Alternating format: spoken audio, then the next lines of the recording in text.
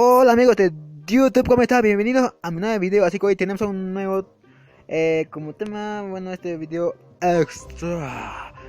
Hoy tenemos sobre un número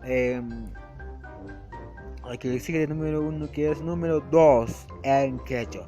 Así que número 2 en quechua es Ishkai. 2 Ishkai.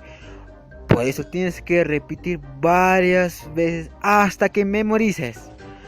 Eh, y yo sé, yo sé que aprenderás este número. Y bueno, yo sé. Bueno, esto es todo por hoy día. Así que si les gustó el video, dale like. Comparte con tus amigos. Y si estás en primera vez y si te gustó, suscríbete para que no te pierdas de ningún video. Así que conmigo, hasta la próximo video. Y no olvides que mañana hay un nuevo video. Bueno, hasta la próxima. Chao, cuídense.